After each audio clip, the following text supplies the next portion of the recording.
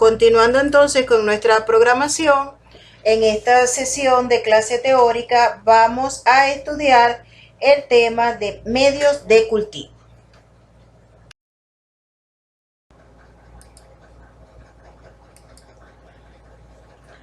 Para poder nosotros llevar a cabo el diagnóstico microbiológico de las enfermedades infecciosas y poder estudiar las características de las bacterias en el laboratorio, es necesario obtener un cultivo puro de las mismas.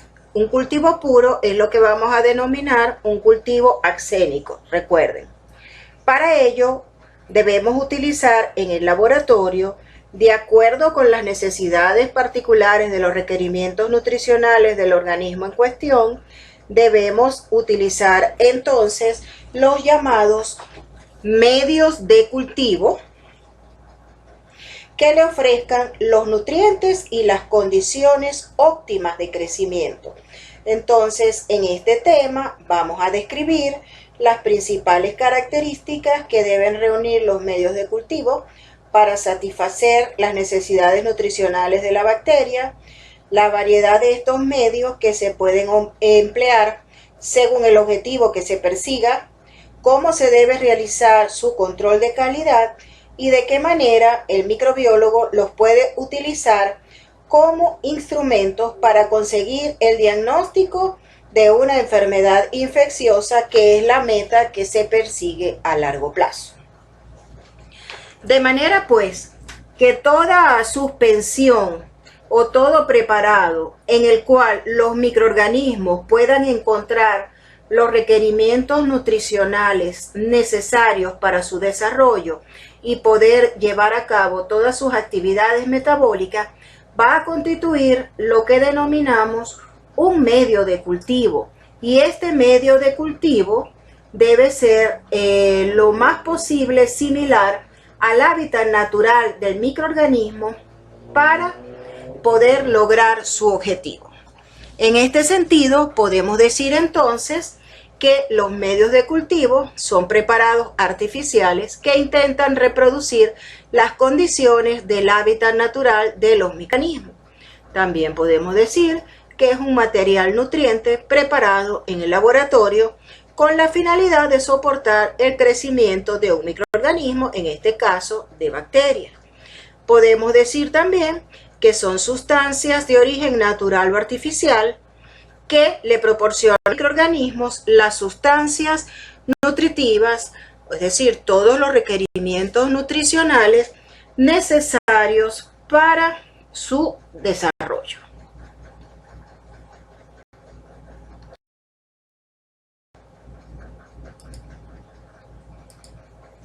Continuando entonces con nuestros conceptos básicos en medios de cultivo, debemos decir que los medios de cultivo deben tener como componentes todos aquellos que puedan o que le permitan cubrir las necesidades nutricionales de las bacterias que se quieran estudiar. Y estos componentes deben incorporarse en una mezcla justa y equilibrada que permitan el crecimiento del microorganismo y su multiplicación, que es lo que vamos a denominar de ahora en adelante un cultivo microbiano, o en este caso de las bacterias, un cultivo bacteriano. Ahora bien, cuando nosotros colocamos un microorganismo que queremos estudiar, o en su defecto la muestra clínica del espécimen, por ejemplo una muestra de orina, de sangre, de heces, que lo contenga sobre un medio de cultivo, a este proceso es lo que se le denomina siembra o inoculación.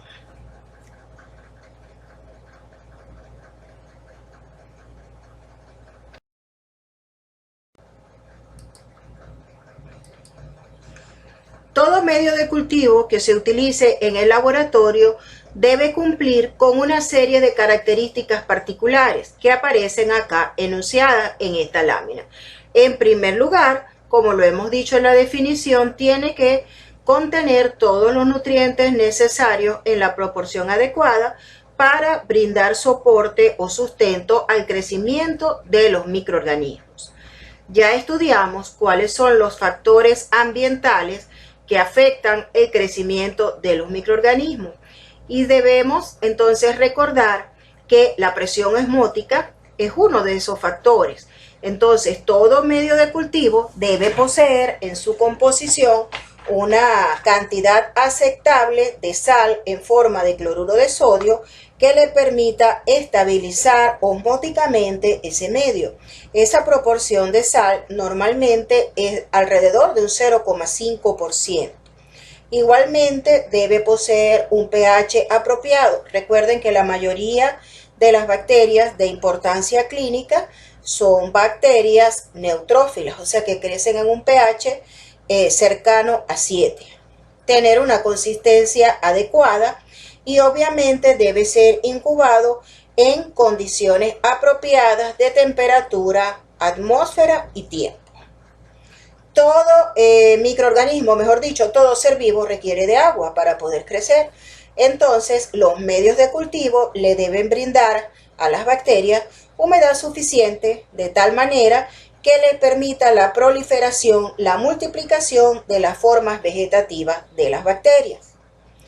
También debe estar libre de sustancias que resulten inhibidoras para el microorganismo de interés y obviamente debe estar originalmente estéril, de manera que todos los microorganismos que se desarrollen en el medio de cultivo que se está utilizando sean el microorganismo que nosotros colocamos o el microorganismo que está presente en una muestra clínica y por lo tanto probablemente sea el agente causal de una enfermedad infecciosa. Entonces, básicamente, estos son las características claves que debe poseer cualquier medio de cultivo en general.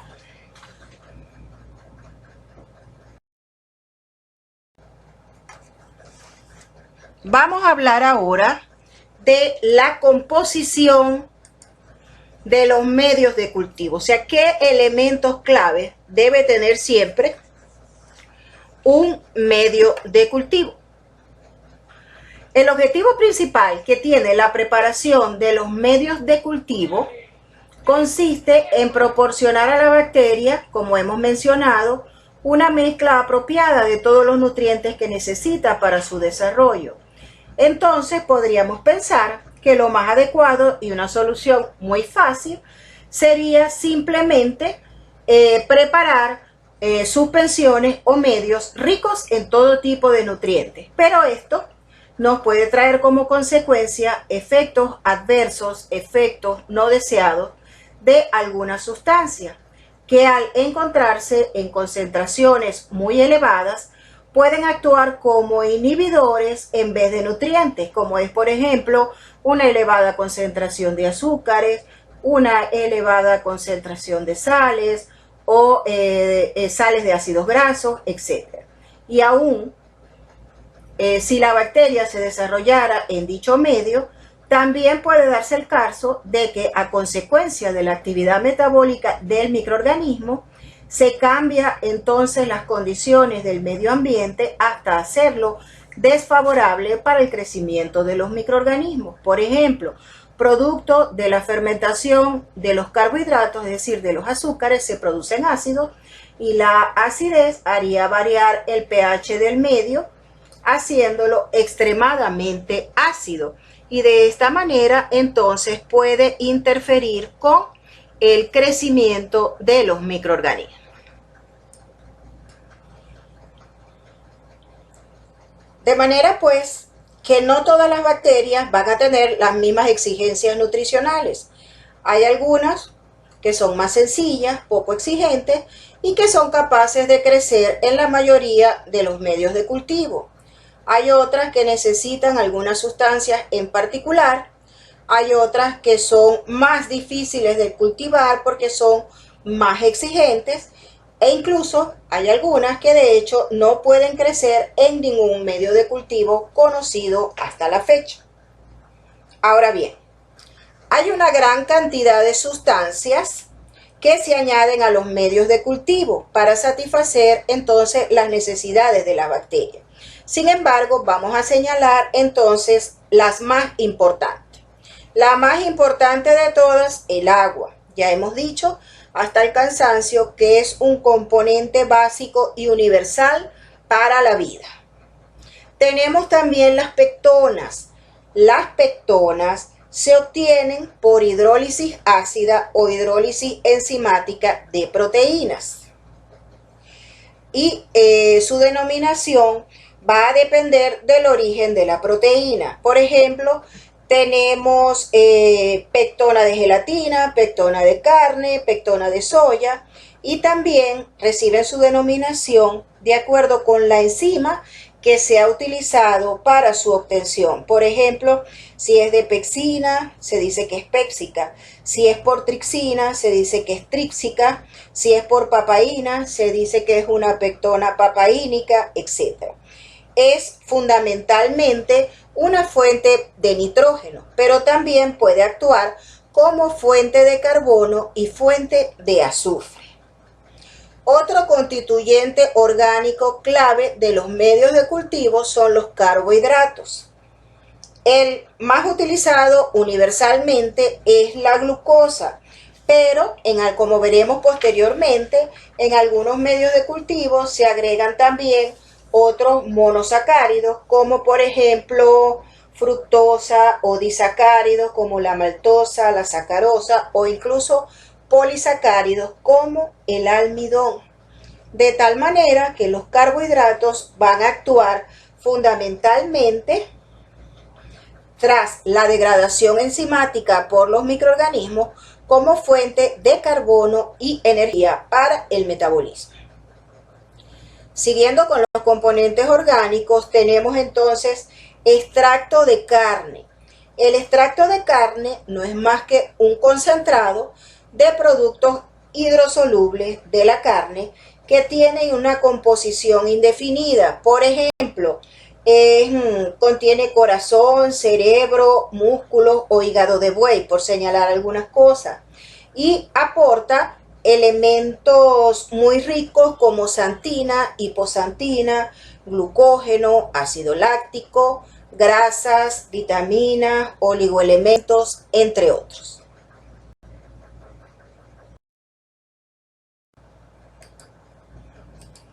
Los medios de cultivo contienen también extracto de levadura. Al igual que cuando mencionábamos con las pectonas, las levaduras también se obtienen por hidrólisis ácida o enzimática, pero en este caso es a partir de las levaduras de pan o de cerveza que han sido previamente lisadas con el uso de calor y constituyen una fuente importante de aminoácidos, vitaminas y otros factores de crecimiento, sobre todo para los microorganismos exigentes. Mencionábamos también el cloruro de sodio, que equilibra la presión osmótica del medio a fin de evitar la lisis celular por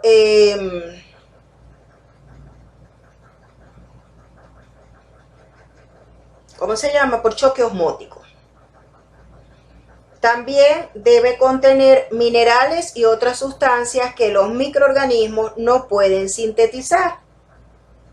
Este es el caso, por ejemplo, de la imina, el ácido glutámico, fósforo, calcio, hierro, manganeso, magnesio, por citar solamente algunos.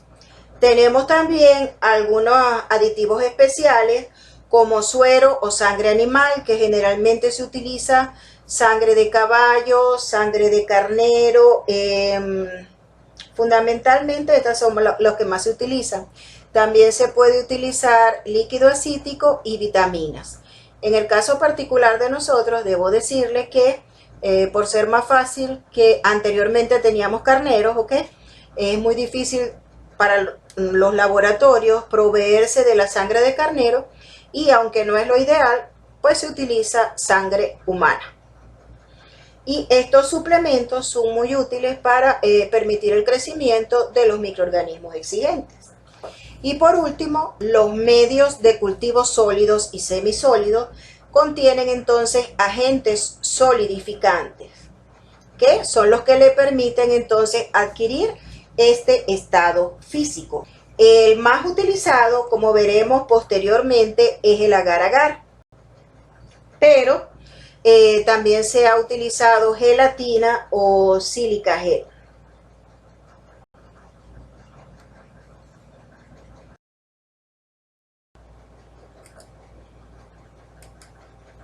Mencionamos entonces el agar-agar como el agente solidificante más empleado en los medios de cultivo, con la finalidad entonces de obtener medios sólidos o semisólidos.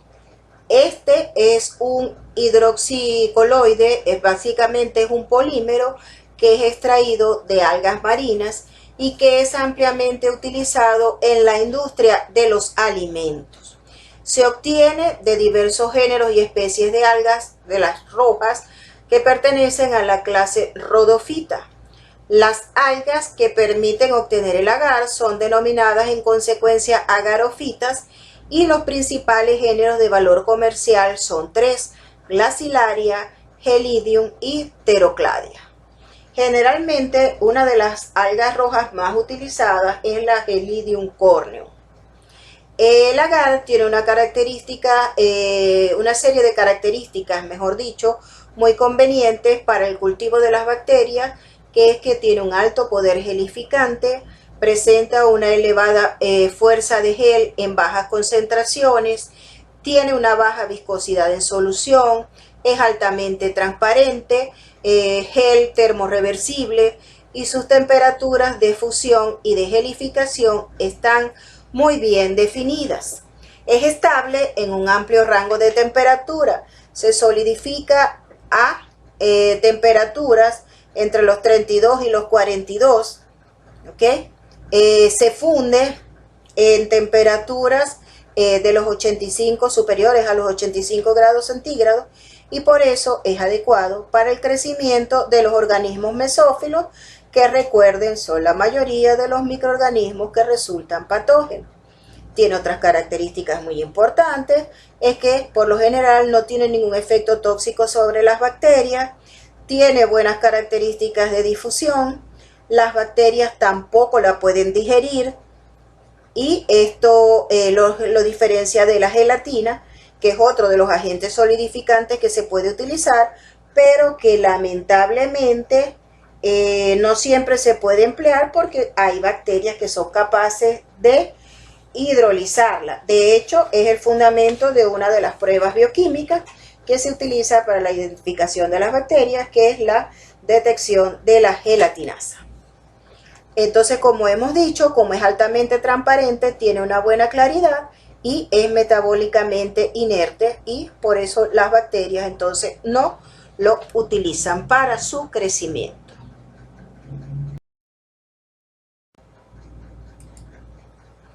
Continuando entonces con el estudio de las características del agar-agar, no todo puede ser perfecto. Ya vimos cuáles son las virtudes, cuáles son las ventajas del agar-agar, pero también tiene sus limitaciones o desventajas.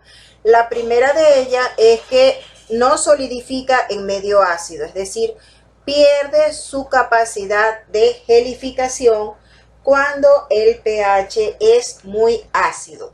A diferencia de lo que sí ocurre, por ejemplo, con el silicato de sodio al 10% o con el sílica gel, que es otro agente solidificante que se ha utilizado para solidificar medios de cultivo. Tampoco es adecuado entonces para cultivar microorganismos termofílicos o hipertermófilos. ¿Por qué? Porque se funde a 100 grados centígrados, y si la temperatura del crecimiento del microorganismo está por encima de esa temperatura, obviamente el medio tampoco les va a solidificar y no va a poder entonces permitir el desarrollo entonces de las colonias de los microorganismos. Ahora que están tan de moda los métodos de biología molecular, específicamente la reacción en cadena de la polimerasa, resulta que el agar-agar es capaz de inhibir esta reacción en cadena de la polimerasa dependiendo de la concentración en que se encuentre. Otro de sus graves problemas es el alto costo relativo, porque es un producto natural y que ha traído como consecuencia que, debido a su frecuente uso en los laboratorios, haya habido una sobreexplotación de las fuentes, es decir, de los recursos naturales de las algas productoras de agar, y se dice entonces que están siendo sobreexplotados, y es por eso que entonces la comunidad científica está volcada a la búsqueda de otras fuentes alternativas de agentes gelificantes, como les mencioné, el silicato de sodio al 10%, sílica gel, agarosa, la goma gelum, algunos exudados gomosos de origen vegetal. De hecho, la profesora Janie Ávila y yo tuvimos la oportunidad de participar en un proyecto de investigación con la profesora, que en paz descanse, Gladys Pinto, de Humanidades, quien estaba desarrollando un medio de cultivo utilizando, en vez de agar-agar, exudados gomosos de una planta que en estos momentos se me escapa el nombre, y que lamentablemente, debido a la muerte de la profesora Gladys, de verdad nosotros no supimos en qué paró ese proyecto. Pero sí les puedo decir que tuvimos buenos resultados, o sea, porque los microorganismos, las bacterias crecían. Me acuerdo que nosotros utilizamos Staphylococcus aureus, Pseudomonas aeruginosa y Escherichia coli para las pruebas, y crecían bien en el medio de cultivo con este exudado gomoso como agente solidificante.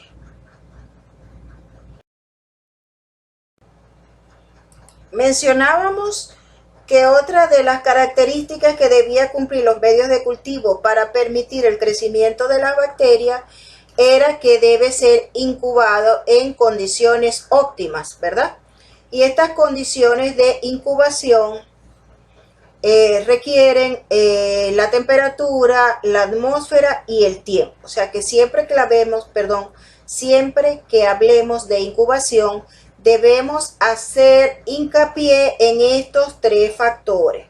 En primer lugar, la temperatura en general, salvo con algunas bacterias especiales, la temperatura óptima del crecimiento bacteriano es de 35 o más o menos 2 grados centígrados, y esta temperatura se brinda en el laboratorio a través del uso de las estufas o incubadoras, que ustedes tienden a confundir las estufas o incubadoras con los hornos. Los hornos se utilizan para esterilizar en seco, con aire seco, las estufas para brindar las temperaturas adecuadas para el crecimiento de los microorganismos. Por favor, grábese eso. La atmósfera. La atmósfera de incubación va a depender del tipo de metabolismo que posea el microorganismo. Por ejemplo, si son bacterias aerobias o anaeróbicas facultativas, se incuban directamente, las placas o los tubos se colocan en la estufa en presencia de oxígeno. Si son anaerobias estrictas, obviamente entonces la atmósfera debe estar libre de oxígeno, y para esto se utilizan generalmente campanas de anaerobiosis, que son sistemas que le permiten eliminar el oxígeno del interior de la campana mediante la producción de agua, y generalmente entonces brindan una atmósfera que contiene aproximadamente un 85% de nitrógeno, un 10% de hidrógeno y un 5% de CO2. Si estamos en el caso de las microaerofílicas, a diferencia de las aeróbicas, estas requieren oxígeno, pero en una concentración por debajo de la atmosférica. Entonces requieren un 5% de oxígeno, un 10% de CO2 y 85% de nitrógeno. ¿Cómo le brindamos este 5% de CO2? Por el método que mencionábamos previamente cuando estudiábamos el crecimiento, por el método de la vela, o a través de sistemas comerciales como el GenBack, que también brinda entonces una atmósfera microaerofílica. Ahora bien, si el microorganismo es cacnofílico, entonces debemos ajustar el nivel atmosférico de CO2. ¿Qué quiero decir con esto? Que si la incubación no es aerobia, porque el microorganismo no es un aerobio o un anaerobio facultativo, tengo que utilizar jarras, bolsas de plástico, estufas especiales, donde yo le pueda brindar la concentración de gases apropiada para su crecimiento. Otra cosa importante, el tiempo de incubación. A pesar de que el tiempo de duplicación o de generación de las bacterias es sumamente corto, se requieren por lo general entre 24 y 48 horas para poder entonces observar de manera a simple vista, o sea, de manera visual, el crecimiento de los microorganismos, aunque deben recordar que hay bacterias de crecimiento lento, por ejemplo, un micobacterio en tuberculosis que tarda hasta 4 o más semanas en crecer. También recuerden que además de esto, el medio debe brindarle condiciones apropiadas de presión osmótica. ¿Por qué? Porque los medios, como les mencioné, deben tener entre un 0,5 y un 1% de cloruro de sodio, suficientes ¿para qué? Para lograr la osmolaridad requerida para la mayoría de las bacterias. Y si las bacterias son halófilas, entonces le debo añadir cloruro de sodio hasta el umbral que requiera el microorganismo. La humedad, que favorece el crecimiento de todos los microorganismos, y el pH, que recuerden que la mayoría de las bacterias crecen a pH cercano a la neutralidad, y que este pH se puede ajustar utilizando hidróxido de sodio o de potasio y ácido clorhídrico diluido. Para asegurar la estabilidad en el medio, se utilizan tampones como por ejemplo buferfosfato, difosfato, etc.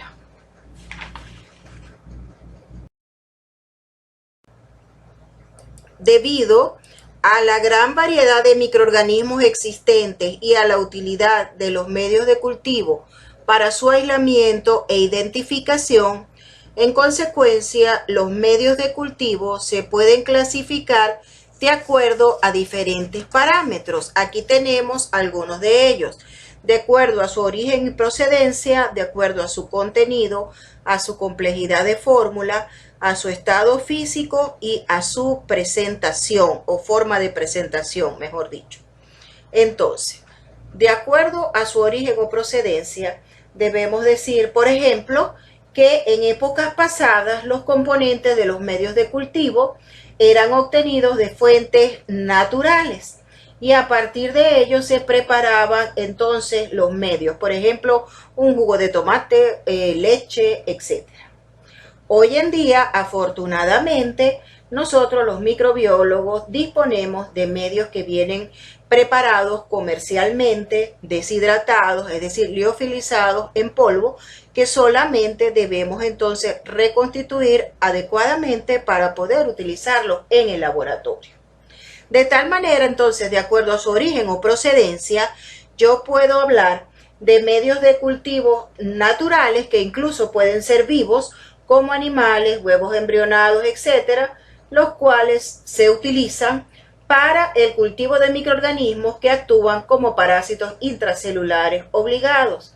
Serían entonces también de origen natural aquellos medios que se encuentran en el ambiente, como por ejemplo alimentos de origen vegetal, líquidos orgánicos. Todos estos medios actualmente son poco utilizados en el laboratorio. Como les decía, actualmente los más utilizados son los medios artificiales o sintéticos cuya composición se puede modificar a voluntad. De acuerdo con su contenido, entonces los medios de cultivo se pueden considerar como definidos o sintéticos o empíricos o no sintéticos. Los medios definidos o sintéticos son aquellos en los cuales se conoce perfectamente su composición química, pues se elaboran añadiendo productos puros e individualizados, a diferencia de los medios empíricos o no sintéticos, en los cuales no se conoce su composición exacta.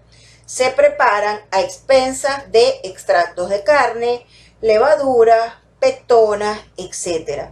Su empleo se basa entonces en la experiencia y son los medios más utilizados, ¿ok? De acuerdo a la complejidad de fórmula, tenemos medios simples y medios complejos. Medios simples, como su nombre lo indica, son los medios que únicamente tienen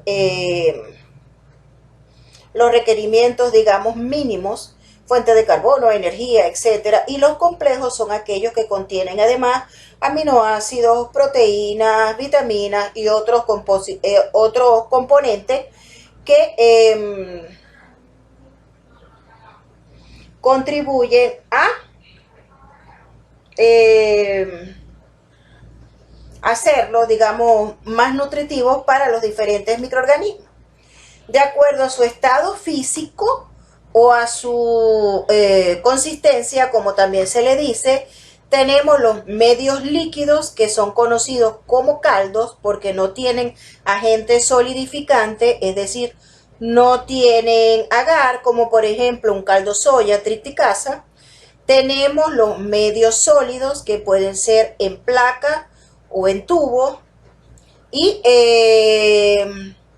por ejemplo un agar sangre, un maconqui, un gelosa chocolate, etc. Tenemos los semisólidos, que son medios que tienen una baja concentración de agar, generalmente entre un 0,5% máximo, 0,2-0,5%, como por ejemplo un medio de agar motilidad o de agar mío.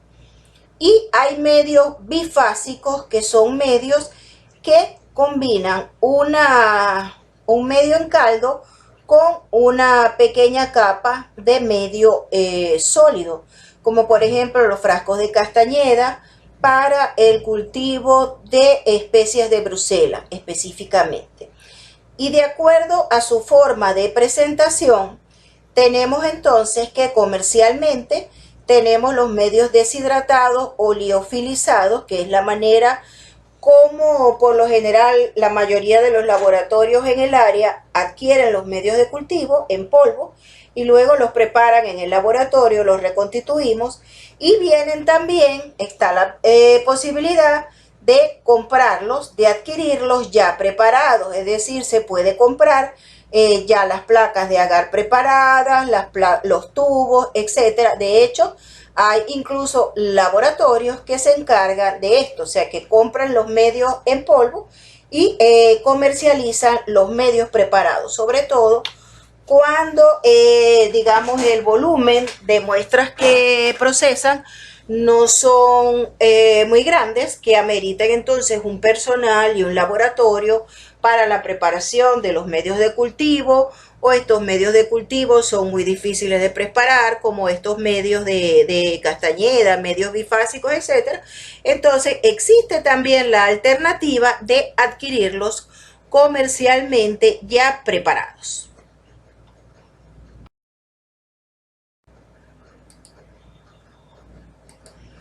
Ahora bien, continuando con los criterios de clasificación, para nosotros, digamos, el más importante de estos criterios de clasificación es el de su finalidad o de su utilidad en el laboratorio.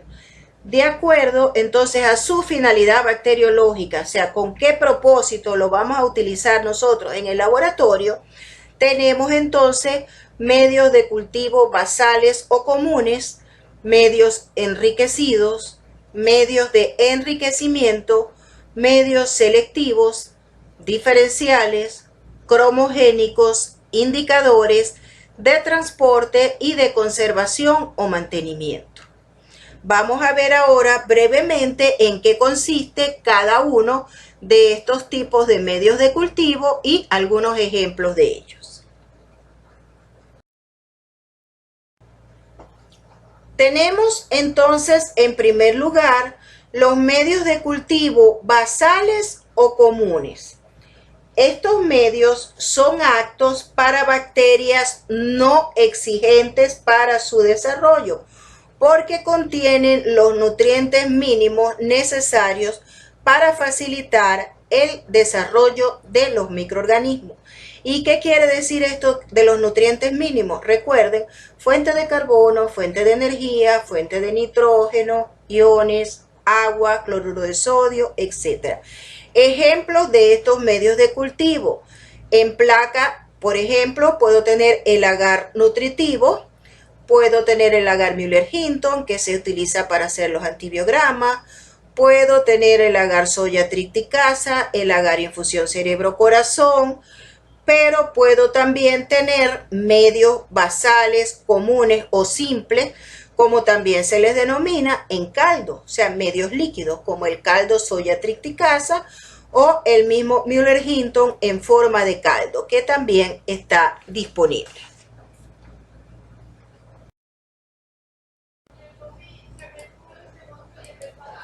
Tenemos entonces el medio de cultivo enriquecido, que no es más que un medio basal o un medio común que se ha suplementado con sustancias muy nutritivas para bacterias exigentes. Estas sustancias que se le añaden, estos aditivos, serían por ejemplo sangre, suero, leche, vitaminas, huevos, entre otros. Ejemplo de estos, por el agar sangre, que puede ser sangre humana o sangre de carnero o sangre de caballo. También el agar gelosa chocolate, conocido popularmente como agar chocolate, o el agar Müller-Hinton sangre, que no es más que el mismo Müller-Hinton que le señalé anteriormente como un medio basal para pruebas de susceptibilidad, que al ser enriquecido con sangre es utilizado para permitir el crecimiento de algunos estreptococos que son muy exigentes para crecer y que necesitan entonces de este medio para hacer las pruebas de susceptibilidad. También tenemos el agar Columbia, entre otros.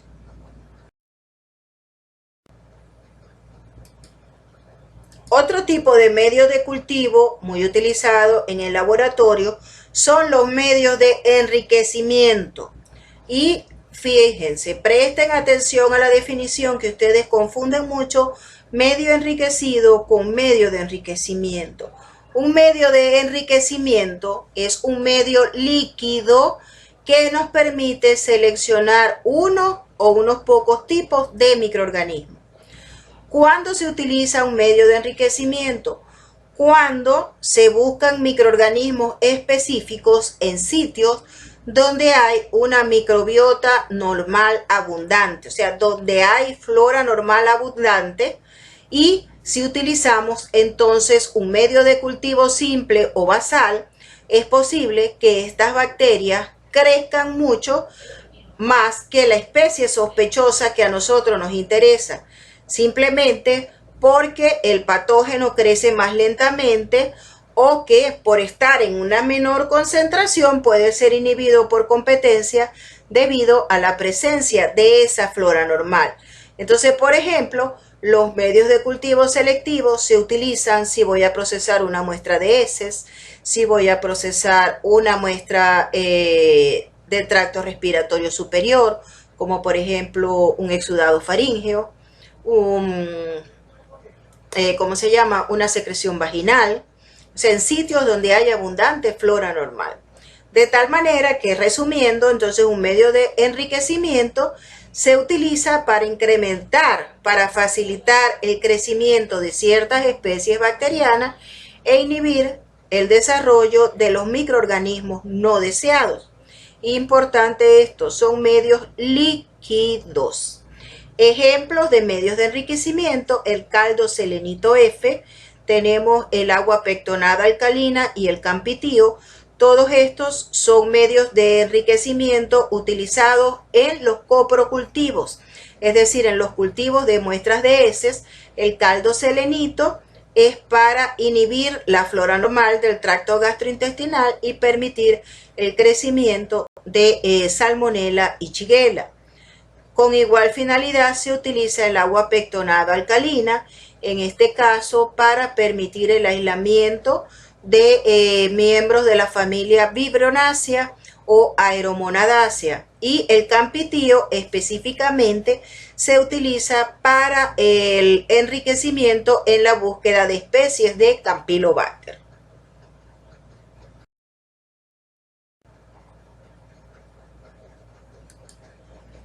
Un medio selectivo, por definición, se parece un poquito al de enriquecimiento. ¿Por qué? Porque están diseñados para el aislamiento de microorganismos específicos, es decir, para favorecer el crecimiento de un tipo de microorganismo y inhibir o eliminar el crecimiento de los no deseados o contaminantes, ¿ok? Pero se diferencian de estos porque estos medios selectivos son medios sólidos y en estos casos la selectividad se consigue mediante el agregado de compuestos o sustancias químicas que van a actuar como inhibidores. Estas sustancias pueden ser colorantes, antibióticos, sales biliares, también la concentración de cloruro de sodio, el pH, etcétera, etcétera. Pero de manera que estén en las concentraciones adecuadas para inhibir la microbiota contaminante, pero no al patógeno sospechoso de interés. Ejemplos de estos medios de cultivo tenemos el agar silosa lisina desoxicolato de sodio, conocido popularmente con las siglas XLD, el agar salmonella shigella o SS agar, el agar tiosulfato citrato bilis sucrosa o TCBS, el agar bismuto sulfito agar, o sea, el agar bismuto sulfito, repetí el agar, disculpen, o el agar McConkey, que es específico para bacilos gram negativos. Tenemos también entonces los medios de cultivo diferenciales. Estos medios llevan incorporadas determinadas sustancias que van a poner de manifiesto de manera visual la presencia de alguna característica bioquímica de la bacteria.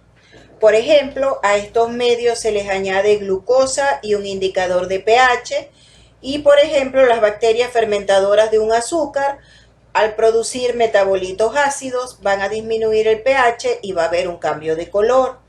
En cambio, las bacterias que no fermenten, por ejemplo, ese azúcar, no van a producir alteración del pH y no van a producir en consecuencia viraje del indicador ni modificación del color, a diferencia de lo que ocurre en los medios cromogénicos que estudiaremos más adelante.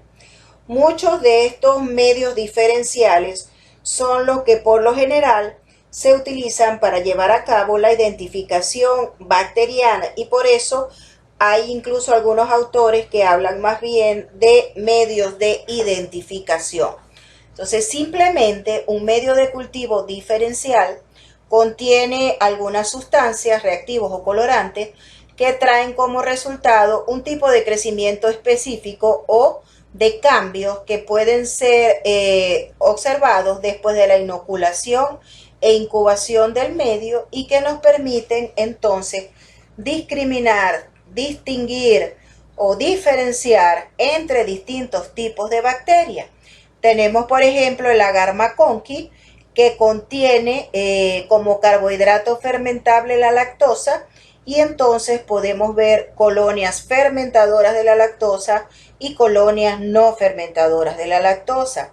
Aprovecho esta oportunidad donde vuelvo a mencionarles el agar McConkey, simplemente para que vean que un medio, incluso de acuerdo a su finalidad bacteriológica, puede tener diferentes propósitos, porque es un medio diferencial y es un medio selectivo, porque es selectivo para bacilos gram negativos y es diferencial porque me permite observar una característica metabólica de ese bacilo gram negativo, como es la fermentación o no de la lactosa.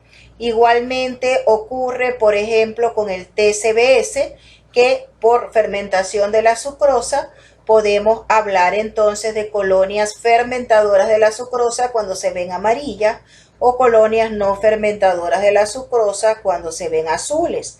Pero no solamente son medios en placa, también pueden ser medios en tubo como el TSI, o sea, el agar TSI o el agar lisina hierro o LIA, como se le conoce fundamentalmente. Y tenemos también el agar-CLET o agar-cistina lactosa deficiente en electrolitos, que es un medio utilizado para el aislamiento de sobre todo bacilos gram negativos productores de infecciones urinarias. Esta tablita es una chuleta muy útil para ustedes, donde tenemos entonces las características clave y qué es lo que ustedes tienen que saber de cada medio de cultivo selectivo y diferencial, que son los más utilizados de rutina en el laboratorio de bacteriología. Partimos con el agar McConkey, les dije que se abreviaba como MC. Este medio tiene como indicador de pH el rojo neutro, tiene como carbohidrato fermentable la lactosa, tiene otros componentes pero que no vienen al caso, no tienen importancia, o sea, no son claves.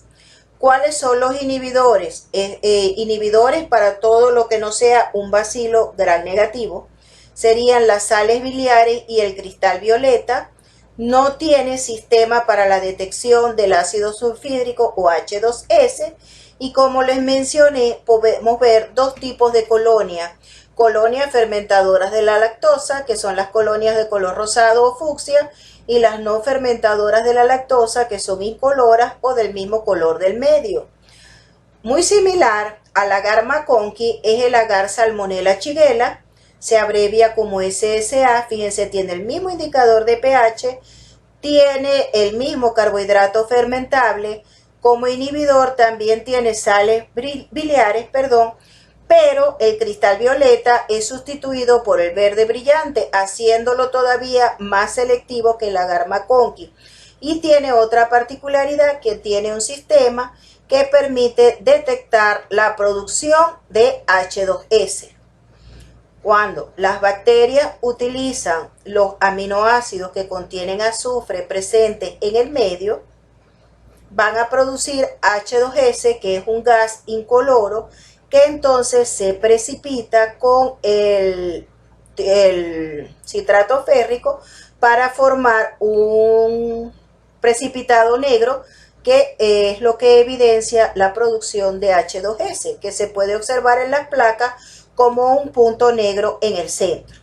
Y entonces en el Salmonella shigella agar yo voy a ver los mismos dos tipos de McConkey que veía, los dos mismos tipos de colonias que veía en el McConkey, que son las fermentadoras o no fermentadoras de la lactosa, pero adicionalmente tengo la combinación de con o sin H2S, de tal manera que tengo colonias fermentadoras de la lactosa con H2S, colonias fermentadoras de la lactosa no productoras de H2S, colonias no fermentadoras de la lactosa productoras de H2S y colonias no fermentadoras de la lactosa que tampoco producen H2S.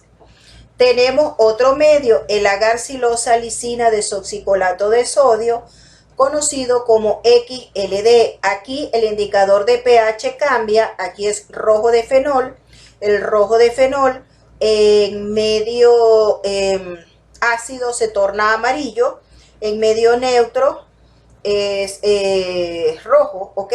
Y este tiene 3 carbohidratos fermentables: sucrosa, lactosa y silosa.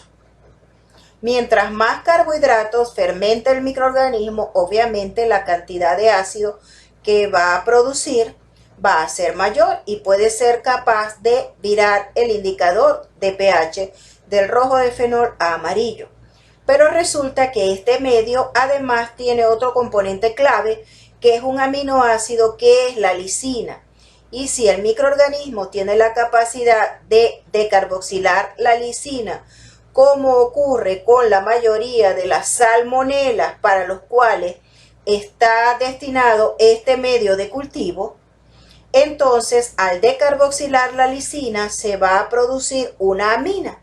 Esa amina va a alcalinizar el medio, es decir, va a elevar el pH del medio y puede entonces enmascarar la reacción de acidez producida inicialmente debido a la fermentación de los carbohidratos contenidos en el medio. Y es por eso que este medio no se lee por fermentación o no de los azúcares, sino que es el único medio que se lee por color. Entonces, o tengo colonias rojas o tengo colonias amarillas. El inhibidor que contiene el medio es el desoxicolato de sodio, que es una sal biliar. Tiene también el sistema para detectar la producción de H2S, de tal manera que yo puedo tener colonias rojas productoras de H2S, colonias rojas no productoras de H2S, colonias amarillas con H2S o colonias amarillas sin H2S. Otro de los medios muy utilizados es el agar-TCBS o tiosulfato citrato bilisucrosa. Este medio de cultivo es un medio de único propósito o altamente selectivo, o sea, es lo más selectivo posible y es exclusivo para el aislamiento de un género bacteriano que son el género Vibrio, donde está el Vibrio cólera, que es el agente causal del cólera. Entonces, este medio tiene un carbohidrato fermentable que es la sucrosa y como inhibidores tiene la bilis de buey, el colato de sodio, o sea que son sales biliares, pero tiene otra particularidad y es un pH alcalino. Es decir, este medio por lo general tiene un pH alrededor de 8 y esta alcalinidad del medio entonces contribuye a la selectividad del mismo. Y tiene entonces un doble indicador de pH para poder evidenciar los cambios del pH producto de la fermentación de la sucrosa, y esto se debe a que tiene que contrarrestar el pH alcalino original del medio. Entonces este medio tiene azul de timol y azul de bromotimol como indicadores de pH, los cuales en medio ácido son amarillos, en medio neutro son verdes y en medio alcalino son azules. De tal manera, también tiene el sistema productor de H2S y entonces, aunque allí yo puedo ver la producción de H2S, esa no es la finalidad del medio. ¿Por qué? Porque es para los vibrios y los vibrios, salvo muy pocas excepciones, producen H2S. Sin embargo, ya ustedes verán posteriormente algunas excepciones a esto. Entonces, en el TCBS yo puedo tener colonias fermentadoras de la sucrosa que se ven de color amarillo o colonias no fermentadoras de la sucrosa que se ven de color azul verdoso o verde azuladas, como ustedes les quieran decir.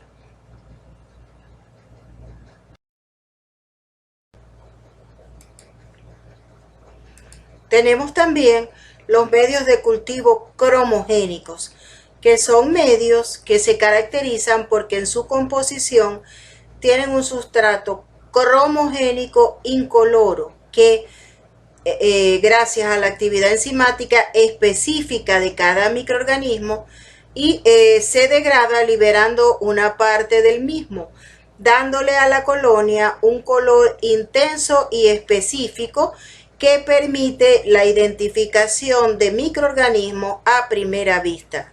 Es decir, que es como si fuese un medio diferencial, pero como que mucho más específico, donde una reacción enzimática sobre un determinado sustrato se va a evidenciar de diferentes colores dependiendo del tipo de microorganismo que se trate.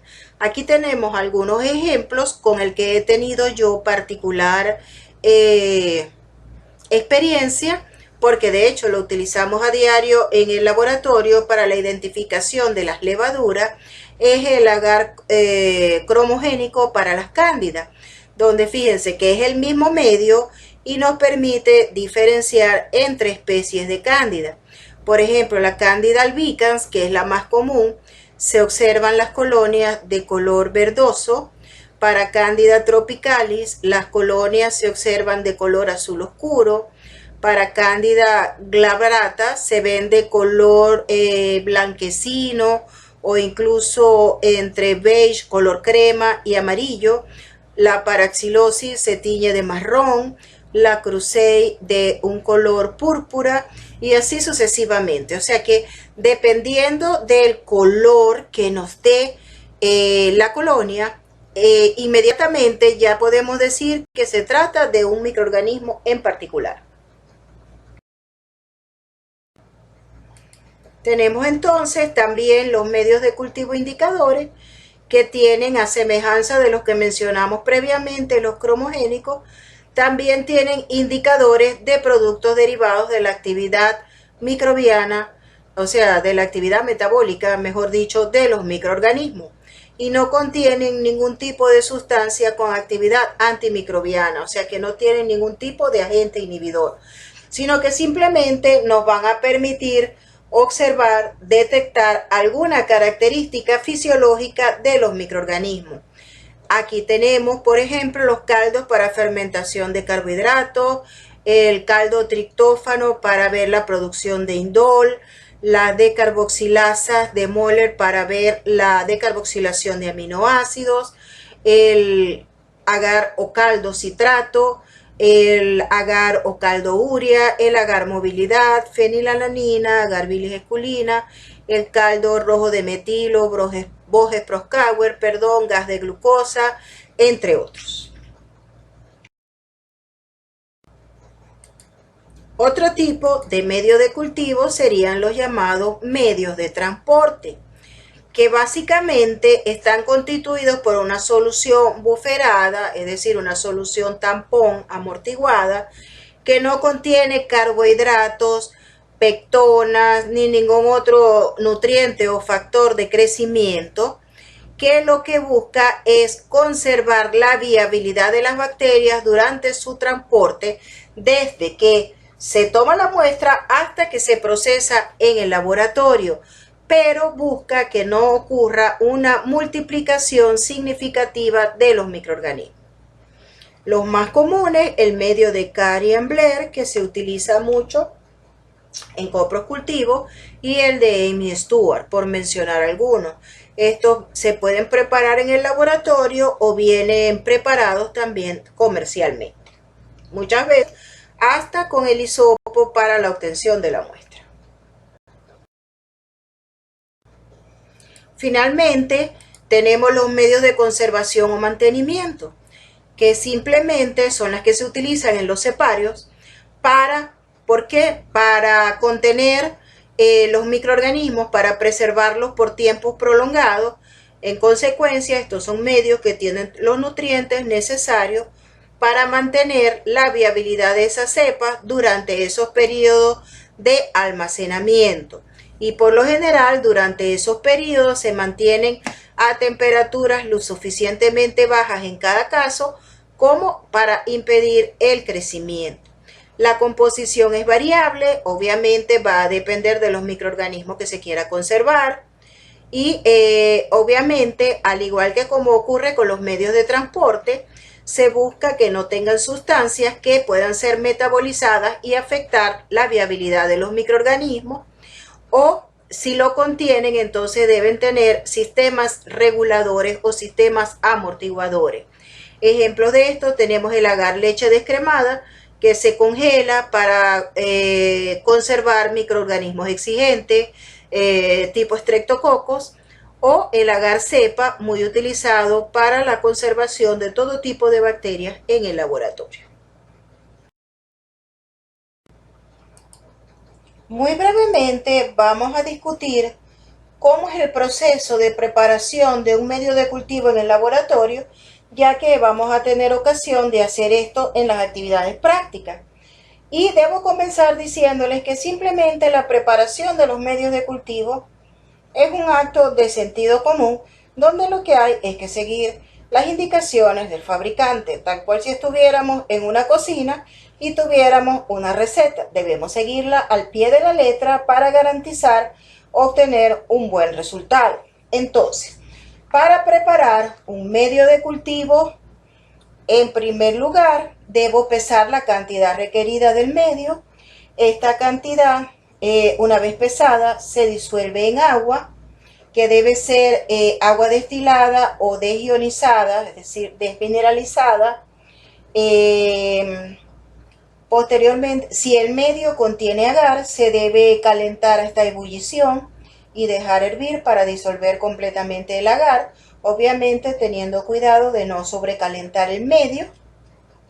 En caso de que no contenga agar, como los caldos, pues no hace falta calentar.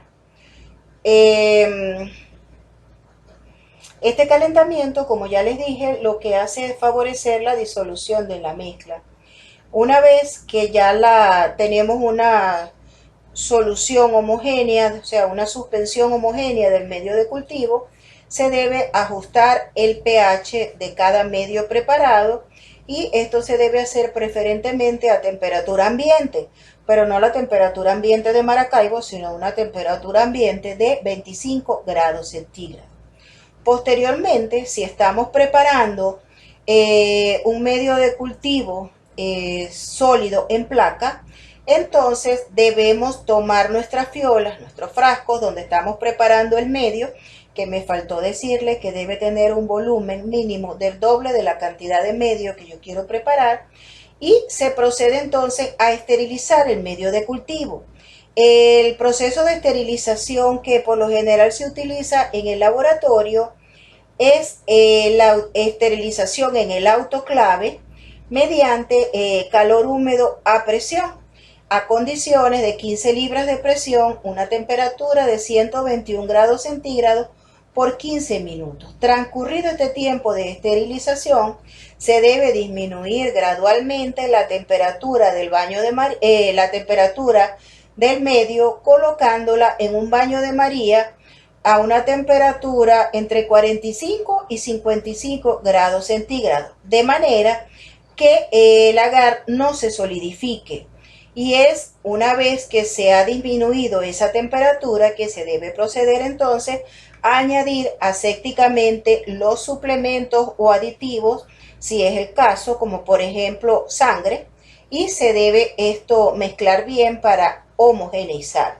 Y finalmente entonces se debe repartir en las placas de manera aséptica, y a razón, si son las placas que normalmente utilizamos en el laboratorio de 90 milímetros de diámetro, a una razón aproximada de 20 ml por placa.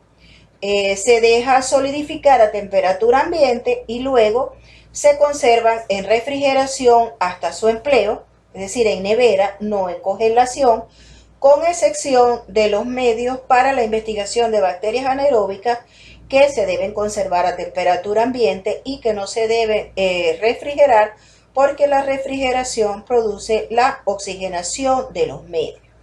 Ahora, si el medio no es en placa, sino que es en tubo, antes de esterilizar el medio debe ser repartido en los tubos individuales, y una vez colocado en los tubos y las tapas flojas, es que se lleva a esterilizar en el autoclave, y posteriormente entonces se saca del autoclave.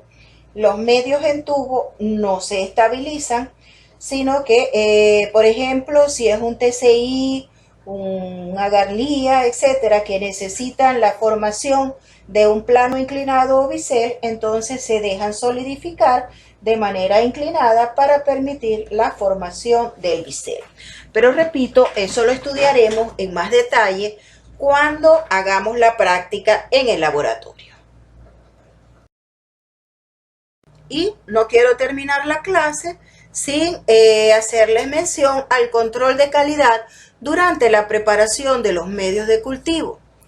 En primer lugar, a todo medio de cultivo en el laboratorio hay que hacerle una prueba de esterilidad. Recuerden que esa es una característica primordial que debe tener todo medio de cultivo. Y esto se hace para verificar la presencia de contaminación, o lo que es lo mismo, determinar que el medio es estéril, o sea, el caso contrario, ¿ok? Para esto se toma una proporción entre un 1 y un 5% del lote del medio y se incuba directamente sin inocular ningún microorganismo. Esto se incuba por un tiempo de 24 a 48 horas, y obviamente, como lo que buscamos es la esterilidad, si el medio no muestra crecimiento, entonces la prueba es positiva, lo cual quiere decir que podemos utilizar el medio de cultivo. En caso de obtenerse un resultado negativo en esta prueba de esterilidad, pues debemos repetir la prueba utilizando un nuevo lote, y si nos vuelve a dar un resultado negativo, pues lamentablemente debemos descartar ese lote porque hay una alta probabilidad de que esté contaminado. Si cuando repito la prueba me da bien, o sea, me da positiva, quiere decir que fue, digamos, una contaminación fortuita al azar que me cayó, por ejemplo, en esa placa en particular. Y entonces quiere decir que el medio ya se está apto para poder utilizarse en el laboratorio. Tenemos también las pruebas de crecimiento o prueba de desarrollo, que se les realizan en consecuencia a los medios de cultivo basales, enriquecidos, a veces también a los selectivos, ¿ok? Y es una prueba que busca determinar si el medio es capaz de sustentar, de respaldar el crecimiento de un microorganismo en particular, aún a pesar de que ese microorganismo esté en cantidad muy escasa, es decir, que esté en una baja concentración. Entonces, para hacer estas pruebas se utiliza un inóculo estandarizado que por lo general tiene que ser una dilución 1 en 100 a partir de una solución con un estándar 0,5 de McFarland. Con esto se inocula el medio, y en caso de que entonces la prueba sea positiva, quiere decir que hubo crecimiento del microorganismo. Caso contrario, la prueba se considera negativa. El otro tipo de prueba es la prueba de inhibición o prueba de selectividad. Como su nombre lo indica, se le hace entonces a los medios selectivos o a los medios de enriquecimiento, que son aquellos que tienen la capacidad de tener agentes inhibidores para un microorganismo en particular, y debe ser capaz de inhibir ese crecimiento aun cuando se encuentre en una muy alta concentración. Entonces, como lo que estamos es buscando que el medio inhiba el crecimiento aún a una muy alta concentración, entonces de ese estándar, de esa suspensión estandarizada, de ese inóculo que habíamos preparado, similar al estándar 0,5 de McFarland, en este caso yo hago una dilución, no 1 en 100 como en la prueba de crecimiento, sino 1 en 10, porque necesito un inóculo más fuerte. Y entonces en este caso, al igual que como en la prueba de esterilidad, la prueba de inhibición o de selectividad se va a considerar positiva cuando el microorganismo no crezca.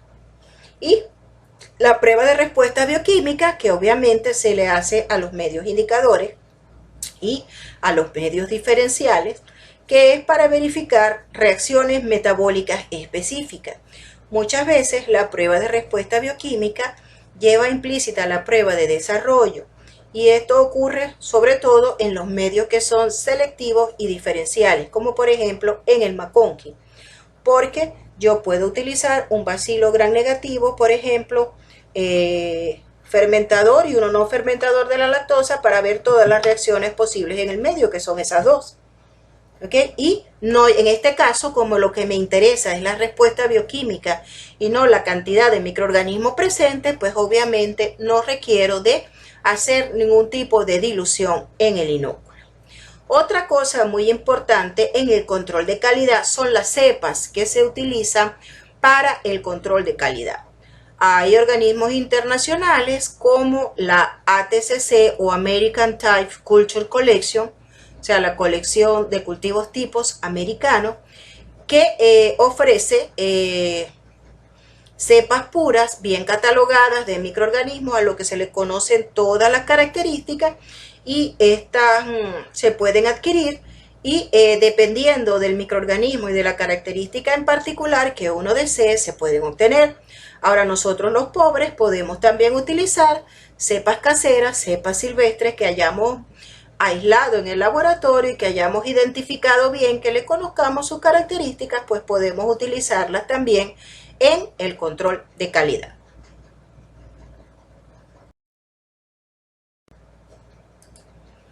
Aquí en esta tablita tenemos una chuletica sobre los 4 tipos de prueba de control de calidad que se hacen en el laboratorio para las pruebas en base al tipo de medio de cultivo. Es decir, la prueba de esterilidad, que repito, se le hace a todo tipo de medio de cultivo en el laboratorio. La prueba de desarrollo, que se le hace al medio basal, al selectivo, al enriquecido, al de enriquecimiento, al cromogénico, al de transporte y al de conservación. La prueba de inhibición, que se hace solo en los que contienen agentes inhibidores, que sería el medio selectivo y el medio de enriquecimiento, y la de respuesta bioquímica, que se hace en los medios diferenciales, indicadores y cromogénicos. Vale la pena destacar que para ciertos medios de cultivo, sobre todo los selectivos y diferenciales, es decir, medios que contienen carbohidratos e indicadores de pH en su composición, como hablábamos del McConkey, del TCBS, el XLD, etc., la prueba de desarrollo muchas veces lleva implícita la prueba de respuesta bioquímica, porque en él pueden evidenciarse distintas reacciones metabólicas del microorganismo en el medio de cultivo.